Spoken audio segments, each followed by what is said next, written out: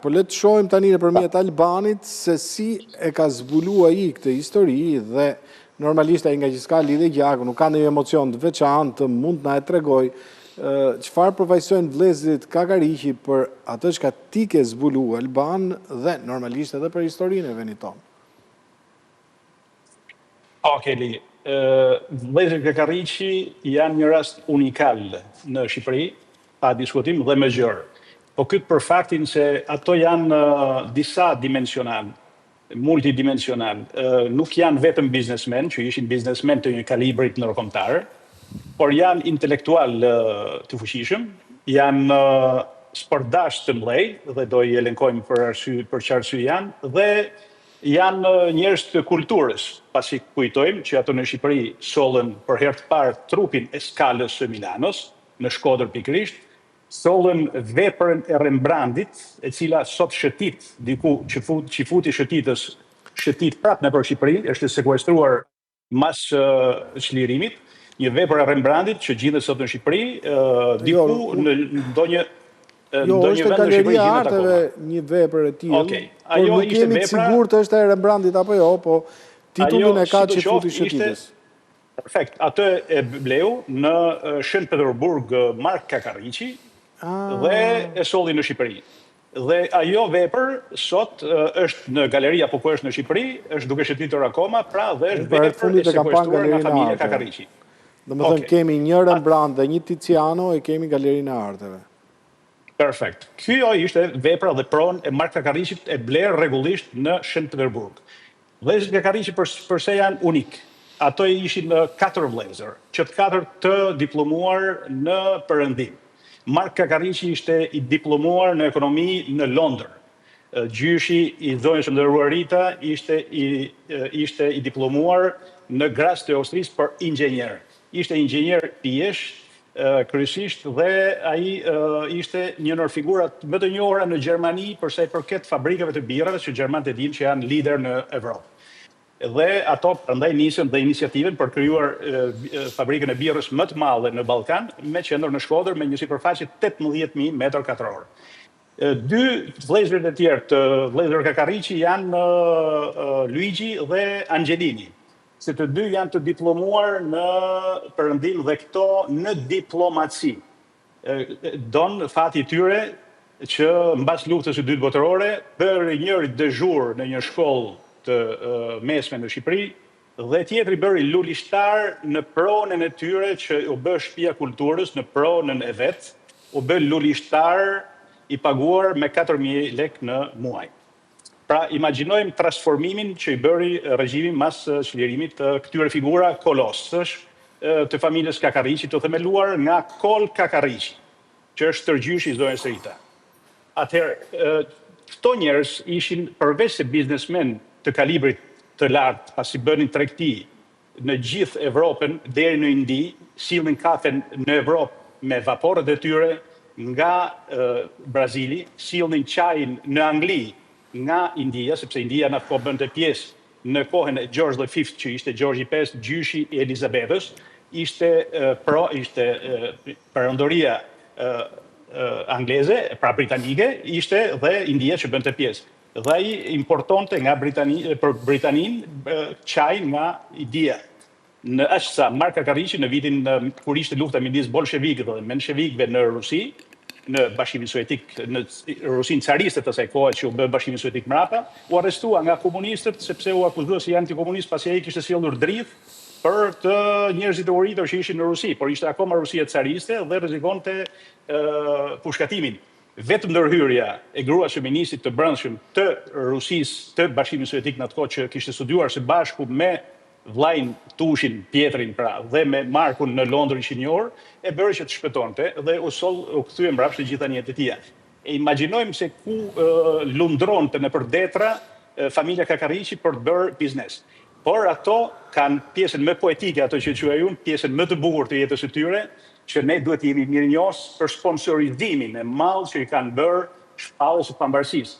Por jo pikërisht në 28 nëntor, por dhe një vit para, në ato ishin të parët që bën në atë këngëritjen e Malësisë së Madhe, që u zhvillua në vitin 1911, në atë këshillin e Podgoricës, të përbërë kryesisht të udhëhequr nga Ismail Qemali dhe Luiz Gurakushi, Mark Kakariqi ishte sekretari i tyre. Dhe ky rol i tij ishte sepse kishte një fuqi të madhe ekonomike, intelektuale dhe ishte një njohës jashtëzakonshëm i gjuhëve të huaja, aq sa kur u shpall pavarësia, telegramin që lajmëronte gjithë botën për mëvetësinë e Shqipërisë, atë e përpiloi me dorën e tij Mark Kakariqi dhe e shkruajti në shumë gjuhë të huaja për t'u dërguar menjëherë me telegraf të kancelerive perëndimore. Konferenca tjetër që ishte ajo e vitit 1913, unë i kam gjetur dhe janë gazetat Il Piccolo di Venezia, di Trieste, që e shkruar në mënyrë të detajuar kontributin e Mark Kakariqit jo vetëm për të organizuar konferencën që po ju përdorvehej asaj mbledhjes të kopme të 1913 në Londër ku Shqipëria u nda, por ai ishte sponsorizues kryesor, hotelet, gjitha kur qëndronte Luiz Gurakushi, Ismail Qemali me gjithë enturazhin e tij. Në një farë ishte të paguara nga Mark Kakariqi. Se kjo është një histori që domethënë ne o e kemi dëgjuar pak ose as pak. Për shembull, rastin konkret nuk e fshehim që jemi të paditur. Pra, njeriu që ka mbështet financiarisht pavarësinë e Shqipërisë, qeverinë e Vlorës, pas ka qenë Mark Kakariqi dhe Kakariqet në përgjithësi me Pietrin, me Luigjin, me Angelinin. Pra kjo familje, këtë e bënin për hir të lidhjeve personale që kishin me Luiz Gurakushin, një tjetër familje shumë e rëndësishme në Shkodër, apo kishin bindjen absolute që Shqipëria duhet ishte e pavarur.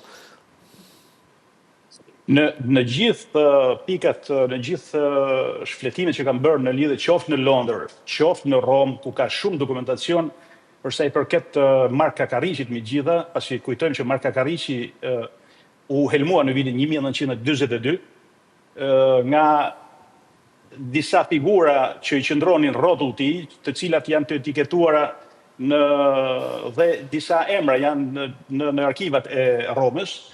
Ai kryesisht ishte piketuar nga italianët e asaj kohe, nga Italia fashiste, si një pro-anglez. Prandaj ai si kryetar bashkie i Shkodrës ishte kundërvend disa herë. Pra ishte dhe antifashist përveç tjerave. Në gjenetikën e tij ai ishte i lidhur shumë me anglezët. Ai ishte i konsideruar pra nga fashistët italian filo-anglez. Pastaj u tribuan pralla me mret, si i thojmë në Shkodër ngaherë, dhe u transformuan, u bën fotomontazhe të tilla që e nxorren atë sikur ishte kolaboracionist. Asa Mark Kakariqit në vitin 45 varri i tij sjellur i gjithë nga u helmua në moshën 58 vjeçare në kulmin e produktivitetit të tij. Dhe varri i tij që ishte sjellur gjithë mermeri nga Austria, u holl në erë me dinamit nga ca kaçak partizan që hyn atë kohë në Vorret Katolike të Shkodrës dhe nxorën dhe eshtret e tij jashtë. Pra, imagjinojmë se ku ishte tërbimi ndaj një figure të tillë që vend të në hije çdo figurë tjetër që kishte pasur. Kanë hyrë varrezat e Ermajt i bie, apo jo? Bravo, dhe e kanë hedhur në erë me dinamit në një mënyrë tepër banale, tepër po pse kjo urrëtie apo me që komunistët dhe anglezët pastaj patën atë marrëdhënie që ne e dimë?